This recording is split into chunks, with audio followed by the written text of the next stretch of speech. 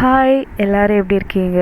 இன்றைக்கி இந்த வீடியோவில் popcorn chicken and freight chicken crispy fried chicken எப்படி பண்ண போகிறோம் அப்படின்றத நம்ம பார்க்கலாம். ஸோ இதுக்கு யூஸ் பண்ணியிருக்கிற இன்க்ரீடியன்ட்ஸ் எல்லாமே பார்த்திங்கன்னா சிம்பிள் இன்க்ரீடியன்ட்ஸ் மட்டும் தான் யூஸ் பண்ணியிருக்கேன். கேஎஃப்சி சிக்கன் எப்படின்னு எடுத்துக்கிட்டிங்கன்னா அதில் 13 இன்க்ரீடியன்ட்ஸ் யூஸ்வலாக யூஸ் பண்ணுவாங்க. ஸோ அப்படி இல்லாமல் நம்ம சிம்பிளாக நம்மக்கிட்ட வீட்டில் இருக்கிற இன்க்ரீடியன்ட்ஸ் யூஸ் பண்ணி எப்படி பண்ணலாம் அப்படின்றத பார்க்கலாம். ஸோ ஒரு பவுல் எடுத்துக்கோங்க. அந்த பவுலில் 2 ஸ்பூன் கர்டு, திக்கான கர்ட் தயிரை எடுத்துக்கலாம். அதுக்கப்புறம் இந்த சிக்கனுக்கு தேவையான அளவு உப்பை கொஞ்சம் சேர்த்துட்டு, ஆனியன் பவுடர் இப்போ நிறைய டிபார்ட்மெண்ட் ஸ்டோர், சூப்பர் மார்க்கெட்ஸ்லலாம் கிடைக்கிது. ஸோ அந்த மாதிரி ஆனியன் பவுடர் 1 ஸ்பூன் சேர்த்துக்கோங்க. இதை வேணும்னா நம்ம அவாய்ட் பண்ணிக்கலாம். பட் ஆனியன் பவுடர் ஆட் பண்ணிங்கன்னா ஒரு நல்ல ஃப்ளேவர் கிடைக்கும். நெக்ஸ்ட்டு காஷ்மீரி சில்லி பவுடர் இருக்குது அப்படின்னா அது சேர்த்துக்கோங்க. என்கிட்ட இந்த காஷ்மீரி பேப்ரிக்கா பவுடர் இருக்குது, அது யூஸ் பண்ணிக்கலாம். உங்கள் கிட்ஸ் கொஞ்சம் காரம் விரும்புவாங்க அப்படின்னா நம்மக்கிட்ட இருக்கிற ப்ளைன் சில்லி பவுடர் ஆட் பண்ணிக்கலாம். தென் oregano, அவ்வளோதாங்க இன்க்ரீடியன்ட்ஸ். இதில் கொஞ்சம் தண்ணி ஊற்றிட்டு நம்ம ஒரு பேஸ்ட் மாதிரி பண்ணிக்கலாம். நல்லா கலக்கிட்டு அதுக்கப்புறம் தண்ணி ஊற்றிக்கலாம். வேணுன்ற அளவுக்கு லைட்டாக தண்ணி ஊற்றலாம், போதும்.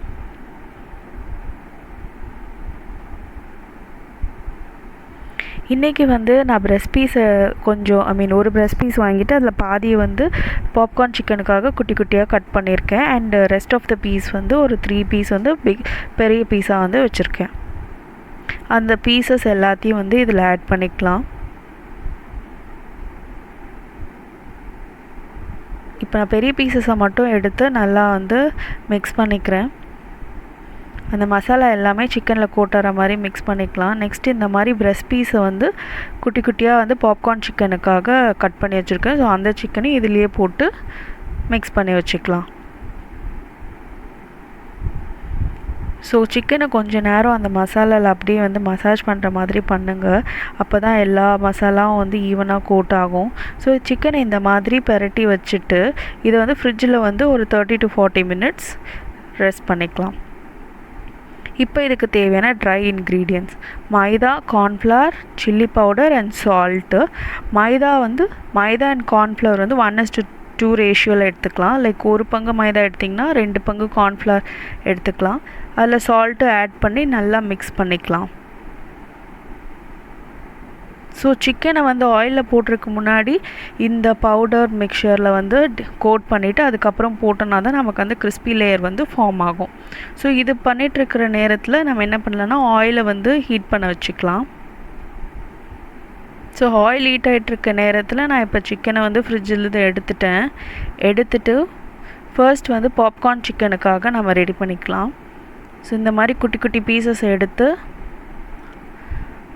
அந்த ட்ரை மிக்சரில் போட்டு நல்லா கோட் பண்ணி எடுத்து வச்சுக்கலாம். ஸோ எவ்வளோ பீசஸ் நாம் ஃப்ரை பண்ண போகிறோமோ அத்தனை பீசஸையுமே இந்த பவுடரில் கோட் பண்ணி தனியாக எடுத்து வச்சுக்கலாம். ஆயில் ஒரு சைடு ஹீட் ஆகிட்டு இருக்கட்டும். ஆயில் ஓவர் ஹீட் பண்ணாதீங்க, மீடியம்லேயே வச்சு ஹீட் பண்ணிக்கோங்க. அது ஓவர் ஹீட் ஆகிடுச்சு அப்படின்னா போடும்போதே கொஞ்சம் நேரத்துலேயே கலர் மாறிடும், பட் உள்ளே வேகாது. ஸோ நல்லா அந்த பவுடர் எல்லா சைடுமே வர மாதிரி கோட் பண்ணிவிட்டு அதை உதறிட்டு அதுக்கப்புறம் வைக்கணும். அப்போ தான் நமக்கு ஃப்ளாக்கி லேயர்ஸ் அண்ட் கிறிஸ்பியாக ஃபார்ம் ஆகும் வெளியில். ஸோ இந்த மாதிரி எடுத்துட்டு கோட் பண்ணுங்கள். கோட் பண்ணிவிட்டு அப்புறம் ஒரு 2 வாட்டி இந்த மாதிரி உதறிட்டு அதுக்கப்புறம் நம்ம யூஸ் பண்ணலாம். அப்படியே ரொம்ப பிடிச்சி டைட்டாக வச்சிங்க அப்படின்னா நமக்கு அந்த கிறிஸ்பி லேயர்ஸ் எல்லாம் ஃபார்ம் ஆகாது.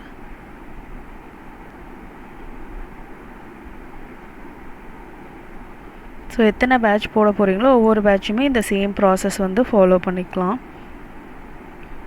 இந்த பெரிய பீஸ் சிக்கனுக்குமே சேம் ப்ராசஸ் தான் ஃபாலோ பண்ணுவோம். இப்போ எல்லா சிக்கனையும் இந்த மாதிரி ரெடி பண்ணி எடுத்து வச்சுட்டு காட்டுறேன். ஸோ எல்லா பீசஸையும் இந்த மாதிரி கோட் பண்ணிட்டோம். இப்போ ஆயில் அந்த நேரத்தில் ஹீட்டாக இருக்கும். ஸோ ஒரே டெம்பரேச்சரில் ஆயிலை மெயின்டைன் பண்ணி ஹீட் பண்ணுங்கள். ஸ்லோ ஹை அப்படின்னு மாற்றி மாற்றி பண்ணாதீங்க. ஸோ ஆயில் ஹீட் ஆனோடனே இந்த சிக்கன் பீசஸ் எல்லாத்தையும் வந்து ஆயிலில் போட்டுடலாம். இது பிரெஸ்ட் பீஸ் அப்படின்றதுனால ரொம்ப கம்மி டைம் தான் எடுக்கும் வேகிறதுக்கு. ஸோ ஆயில் அந்த பபிள்ஸ் எல்லாம் அடங்கினப்புறம் நம்ம வந்து ஆயிலேருந்து சிக்கன் பீசஸை ட்ரெயின் பண்ணி எடுத்துடலாம்.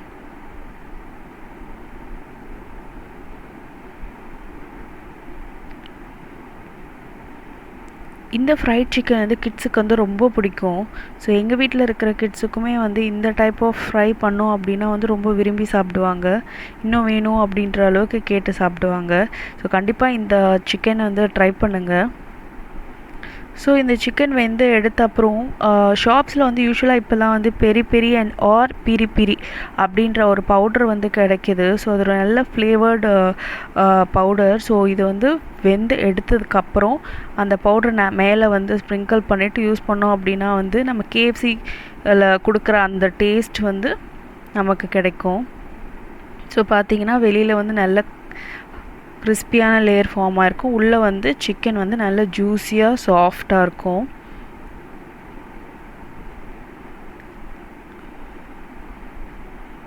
ஸோ எல்லா சிக்கனையும் வந்து எடுத்துடலாம்.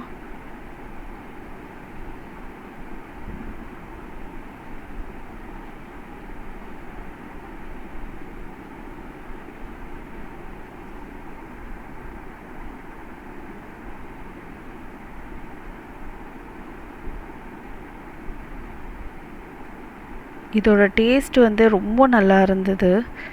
கண்டிப்பாக ட்ரை பண்ணுங்கள்.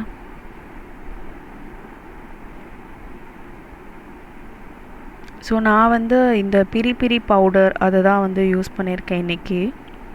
ஸோ இது மேலே நல்லா கொஞ்சம் காரமாகவும் இருக்கும், புளிப்பு அண்டு சால்ட்டு இது 3மே கலந்த மாதிரி இருக்கும்.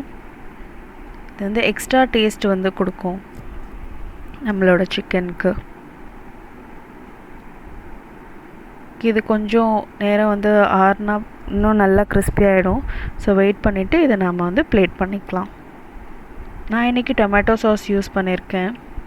நீங்கள் மயோனைஸ் யூஸ் பண்ணியும் இதை வந்து சர்வ் பண்ணலாம்.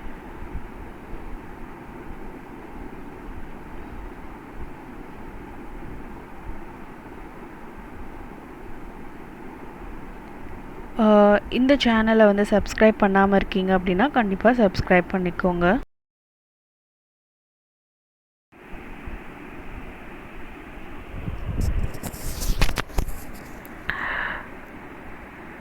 நெக்ஸ்ட்டு இப்போ நம்மக்கிட்ட இருக்கிற பெரிய பீசஸையும் இந்த சேம் ப்ராசஸ் வந்து ஃபாலோ பண்ணி ஃப்ரை பண்ணி எடுத்துக்கலாம். ஸோ நான் அதே மாதிரி சிக்கனை எடுத்துகிட்டு அந்த பவுடரில் கோட் பண்ணிவிட்டு எண்ணெயில் போட்டு ஃப்ரை பண்ணுறேன்.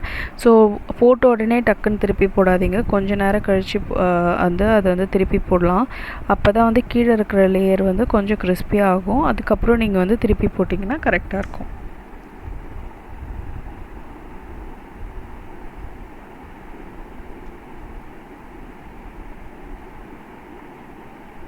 ஸோ விங்ஸு அந்த சிக்கன் ஸ்ட்ரிப்ஸ் அப்படி சொல்லுவாங்கள்ல KFCயில், ஸோ அதே மாதிரி ஒரு பீஸும் நான் வந்து போட்டிருக்கேன். ஸோ அது பிரெஸ்ட் பீஸுன்றதுனால அது சீக்கிரமாக வெந்துடும்.